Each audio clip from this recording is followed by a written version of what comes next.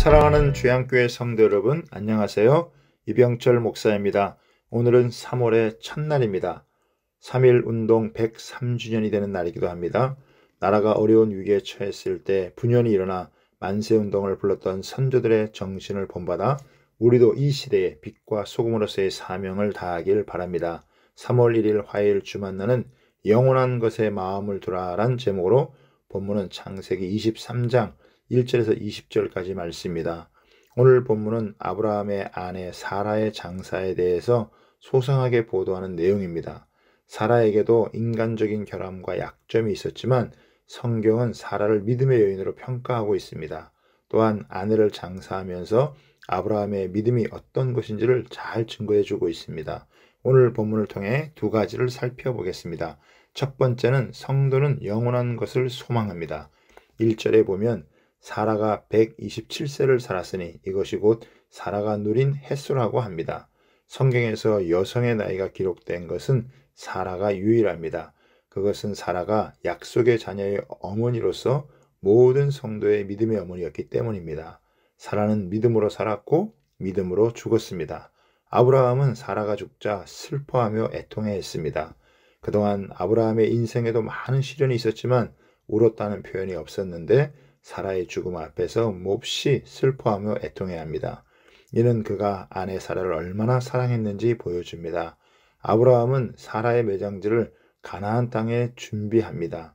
그래서 헷 족속에게 찾아가서 나는 당신들 중에 나그네요 거류하는 자이니 당신들 중에서 내게 매장할 소유지를 주어 내가 나의 죽은 자를 내 앞에서 내어다가 장사하게 하시오라고 말합니다.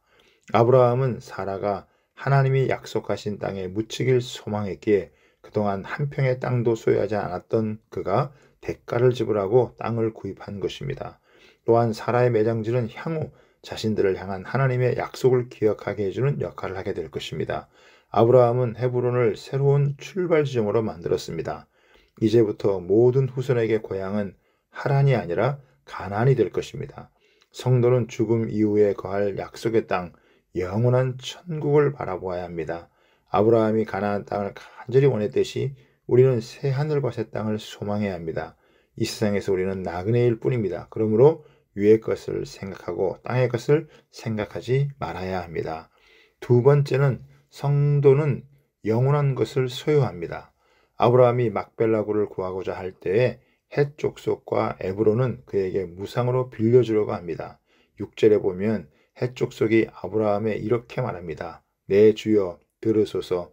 당신은 우리 가운데 있는 하나님이 세우신 지도자이니 우리 묘실 중에서 좋은 것을 택하여 당신의 죽은 자를 장사하소서.